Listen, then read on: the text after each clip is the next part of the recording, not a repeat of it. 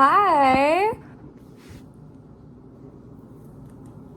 my name's Casey. Welcome back to my channel. I feel so silly saying that, but whatever. Today we're gonna talk about death. Yeah, my dad just died. Yep. Death is weird. Death is weird. Death is inevitable. I'm gonna die one day, and so are you. Death is comforting sometimes, to be fair. To be honest, like sometimes I remember in high school just having so much anxiety, social anxiety about all kinds of things, but I think specifically with like social interactions or like romantic interactions. And I just remember telling myself, we all die one day. And it brought me immense comfort. And I understand that for some that is like not comforting. Like last year, my friend, I was working with her and she was just like freaking out about her mom dying. And there was no indication that her mom would die anytime soon, but she was just like getting anxious about it. And I was like, hey, like, it's okay. Everybody's mom dies. And she was like, and it like made it worse for her, which is so fair. But for me, I think it's like always been like comforting in a way that like we're all in this together. Like I can't look at a single person who has not experienced grief or death or who won't eventually. And that's comforting in a way. Like it's something we all have to go through.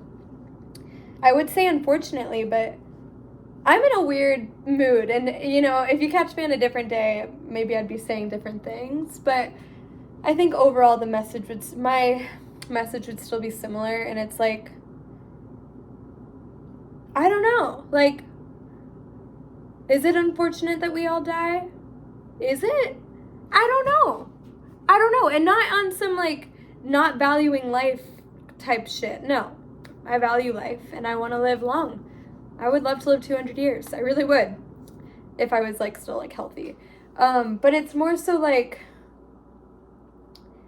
energy can't be created or destroyed. And it's, like, when it's our time is over in this physical body, it's like our energy will just get transformed into something else. I hope it would be cool if like we got to keep like some semblance, I don't know, of our identity once we pass, just so we can like, I don't know, reconnect with loved ones who had already passed. I really want that. I don't know if that's how that works. I don't know. And I know everybody has their own beliefs with that kind of stuff. But I guess best case scenario, I get to say hi to my loved ones. I get to say hi to my dad.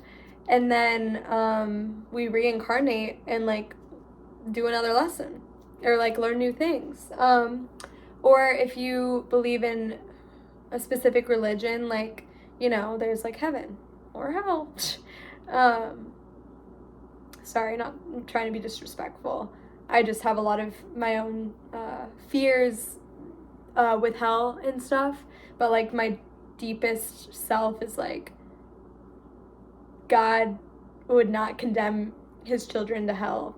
Whatever, that's my beliefs. Anyways, you're entitled to your own beliefs. I think whatever belief you hold, or even a lack thereof, that brings you the most like peace, which then allows you to show up the best way you can in the world, is like the right path for you.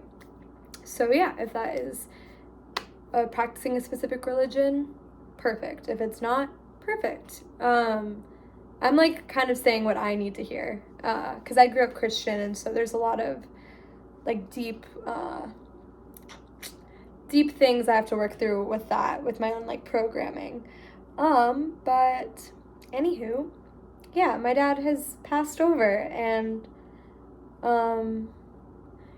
yeah, I think it's comforting to be like, okay, I believe that death is the most painful for the people left behind. Like the people that die, they're back with source. Or if you are more, if you're an atheist, there's nothing, right? So it's like either way, they're back with source, they're in heaven, they're spirit, there's nothing. Either way, they're not in pain. It's just us on earth that are in pain. And that kind of like is comforting in a way.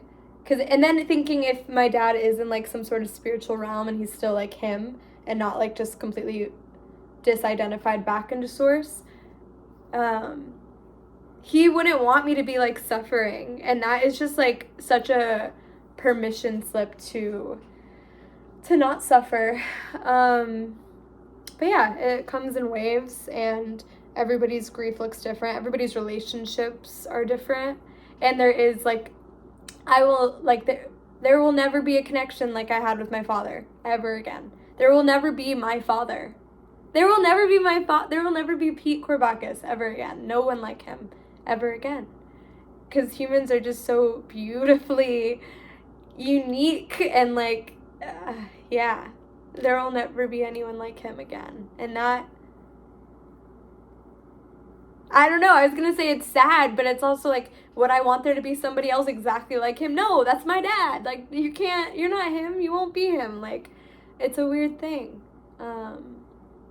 Yeah.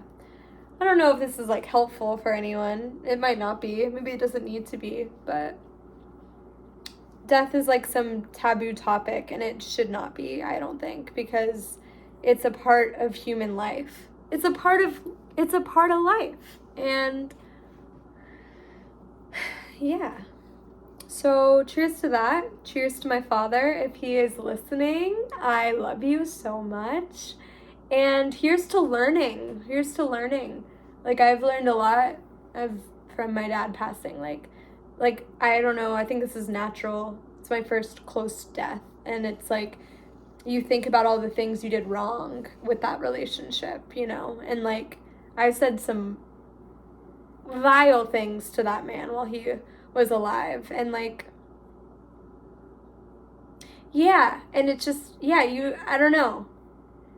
You'll never regret not saying something mean. Like, you'll never regret it. I mean, actually, I don't know. Actually, I can't speak in absolutes. I can't. My brain will always come up with like something that contradicts the absolute. But I personally, yeah, just wish I didn't say half of the things I said to him. And I know that my dad would want me to forgive myself.